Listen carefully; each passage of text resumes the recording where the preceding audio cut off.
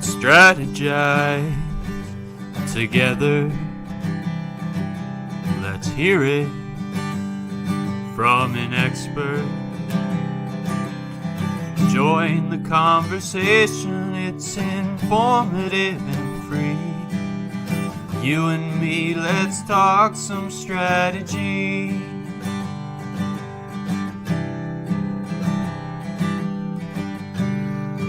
Now here's your host, Dorien Morin-van.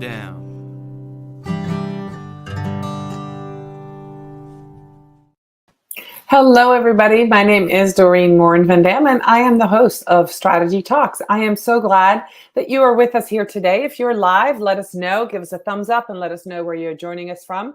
Want to give a special shout out to those who might watch this on the replay and to those who might be listening to this as a podcast on Strategy Talks. Thank you so much. A quick shout out to our sponsor, Social Insider. They are the intuitive dashboard for social media analytics, reporting, and competitors analysis for brands and agencies. If you're in social media and you need data, you need Social Insider. So thank you so much. And without much further ado, I'm going to introduce you to my guest for today. Hello, Wendy. Hello, Dorien. So my guest today is Wendy Broersen. She's from the Netherlands and she's a DEI specialist. And you're writing a book, Wendy. Let's talk about that first. Let's go dive right in. What are you doing? Well, typing away. Yeah. I'm writing a book about inclusion and how to get there as fast as you can. Because I work a lot around this topic and work with a lot of organizations all through Europe and even in the States every once in a while. And the one thing that really, is a problem for most is to get out of the conversation and into action, and also make those actions like last, sustainable. Most of it is, as one of my peeps referred to, more like popcorn, which who doesn't love popcorn? You've got them all flavors, but if you try to build something, it doesn't last, or you cannot build with popcorn. You need bricks and you need mortar, you need a foundation, and then you can move into an inclusive organization. All right, that's fantastic. So most of the audience here at Strategy Talks are fall into one of two categories. So they're either small business owners or they're social media professionals, or both, right? Somebody might have a social media agency or a graphic design agency.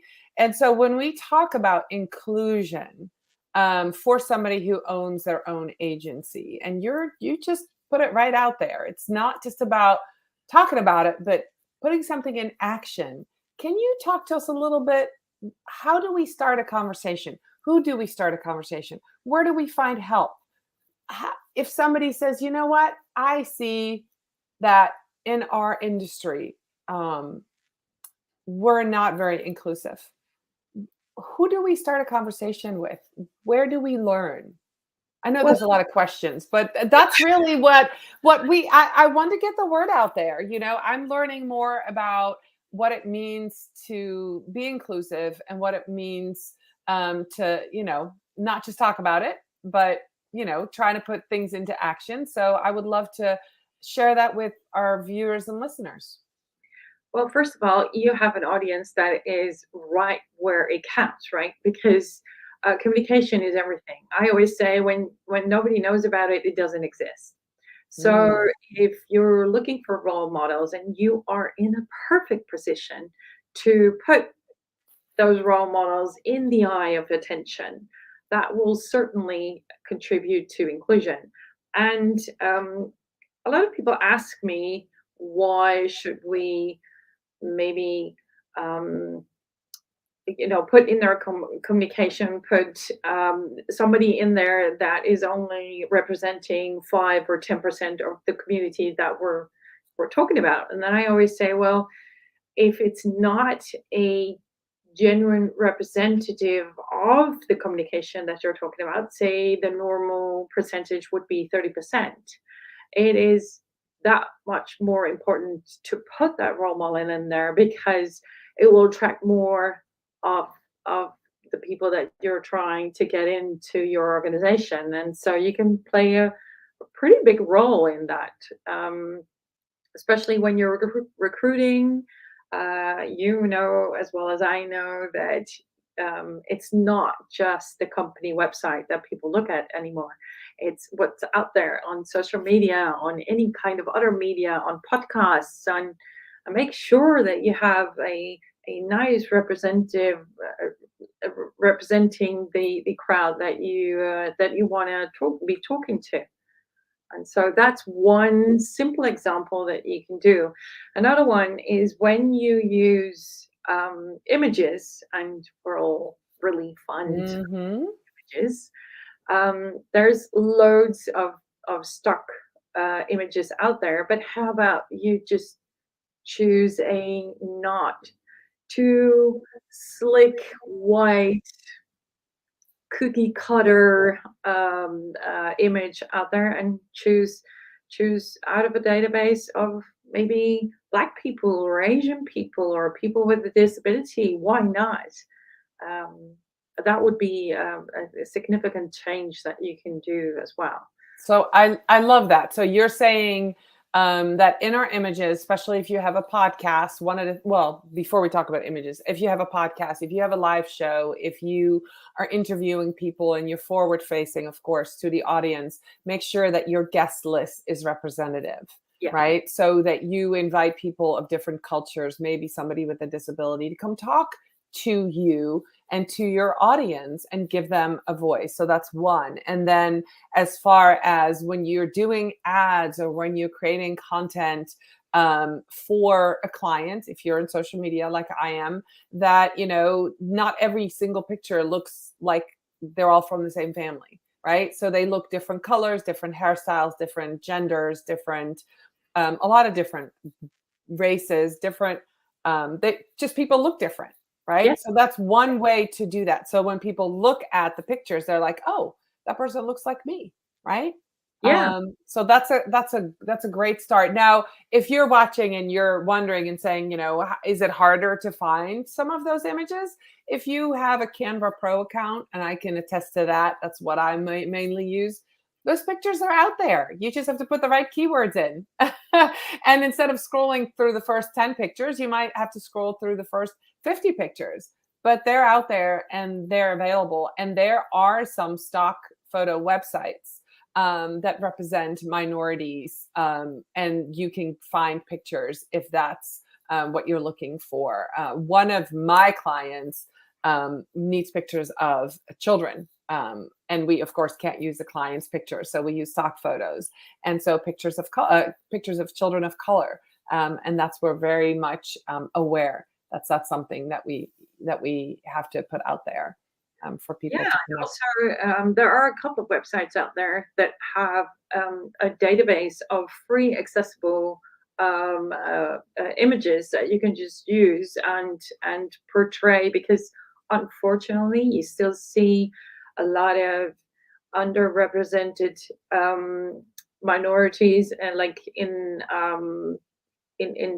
managerial positions, but they have specific pictures and images that you can use that show people of these minorities in these managerial positions. So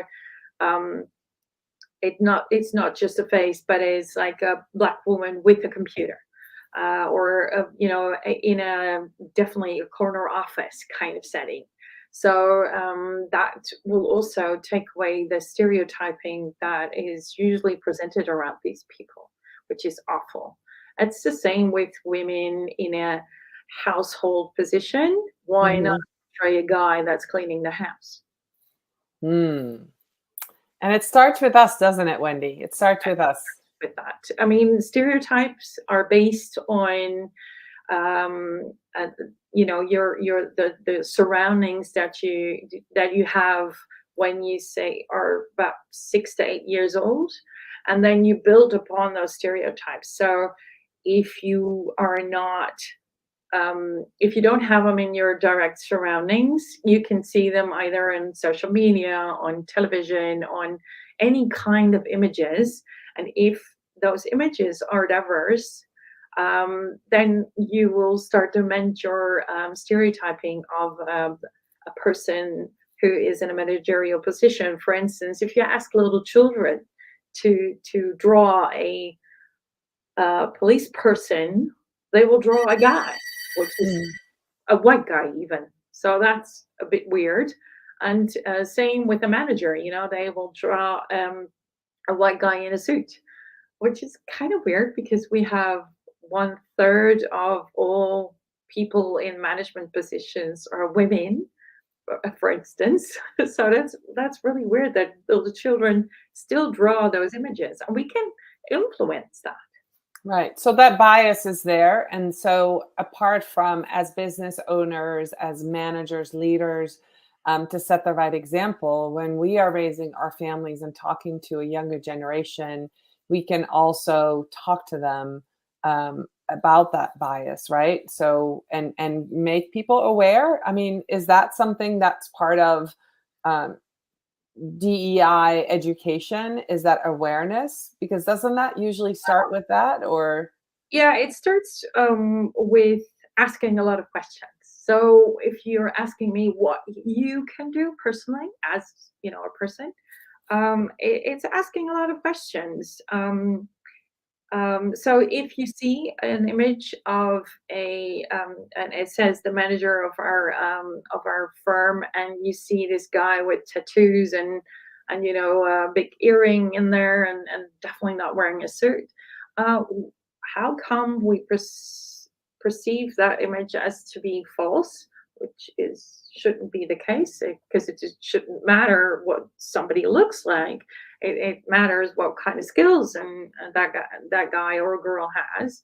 So so it starts with asking yourself questions. If you see an image and for some reason it clicks in your mind that you're thinking, "Ooh, is this right?" And then start asking yourself why you think that image is somewhat off or out of the ordinary.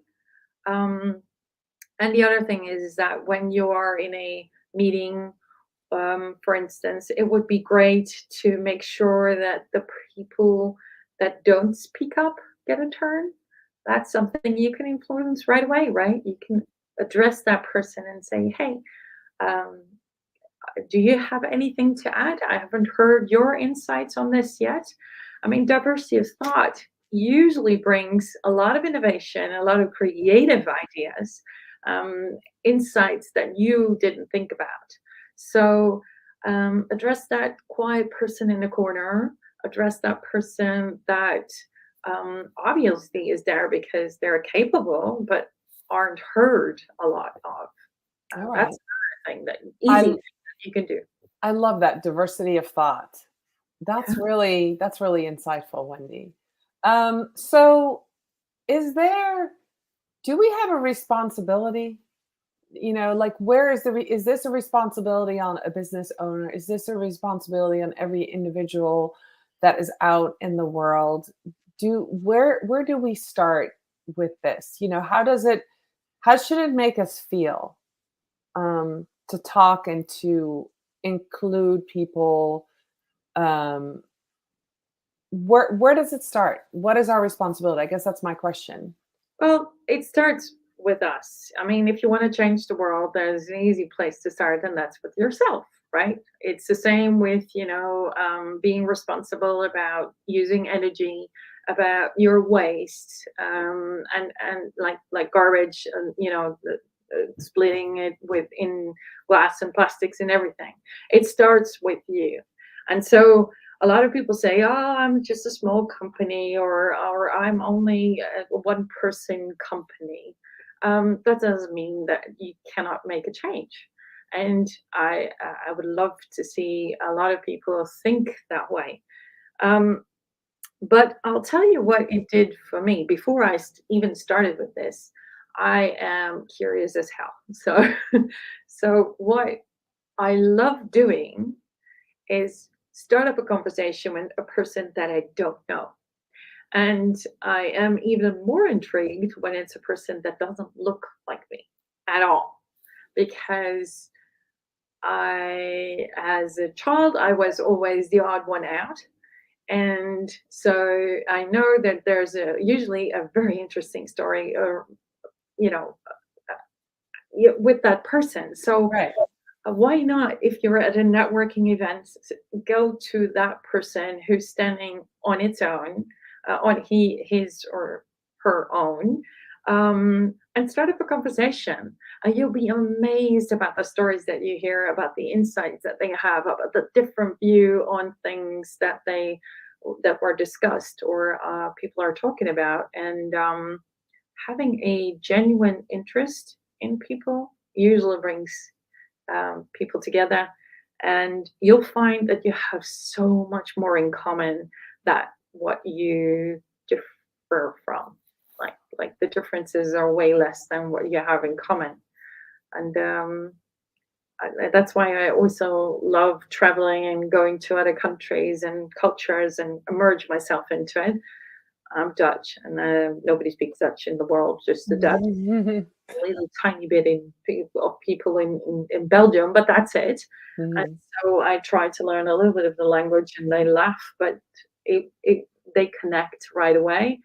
And yeah, so be curious. If you ask a question out of genuine interest, it's not easy to offend anybody, as long as it's genuine, of course.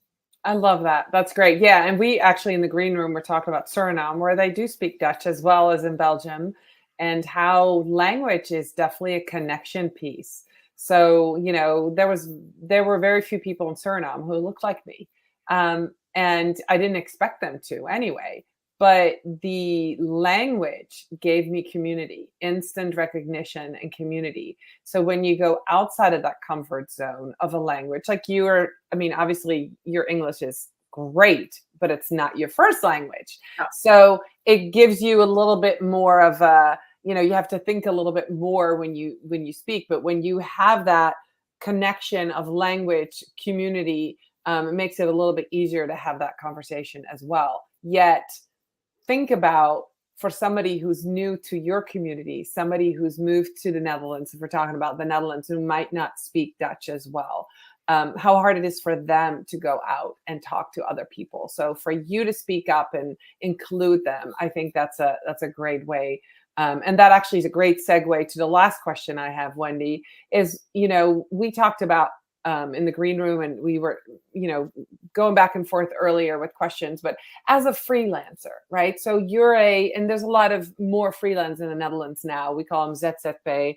And so if you're a freelancer and you're going into other people's teams, what kind of role, what kind of mission can you have because I mean, I was a freelancer for a lot of years, and I probably joined 15, 20 different teams, Yeah.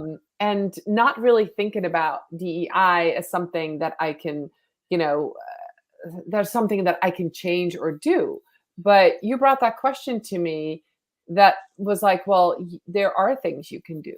And so what is something that you can do if you're a freelancer and you join somebody else's team? Well, it's an easy one, actually. And it it starts with the question why. When I get into a new culture, because every organization has their own culture, right? And so if they do something in a way that I'm like, but aren't you excluding this part of the company or this part of mankind? I mean, um, uh, if you're talking about expressive people, or people that are just not that articulate, if you're in a meeting, and and they're just letting everybody speak, and don't address the people that aren't, you know at the front of things, ask why.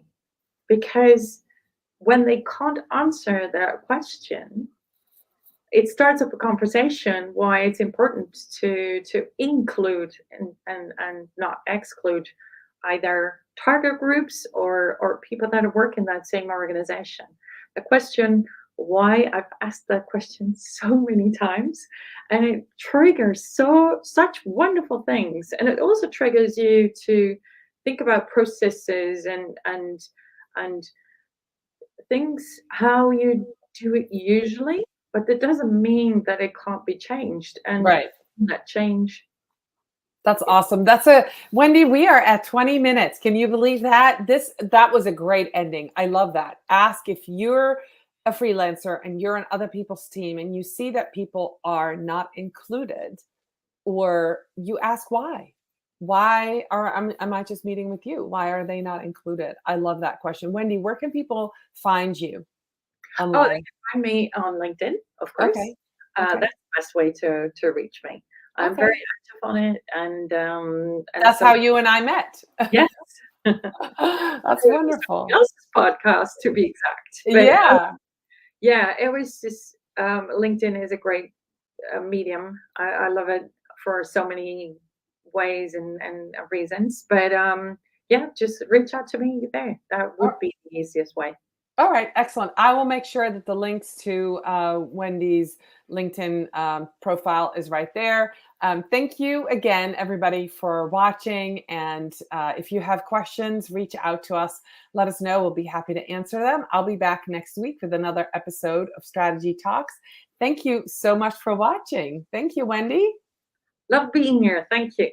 Bye.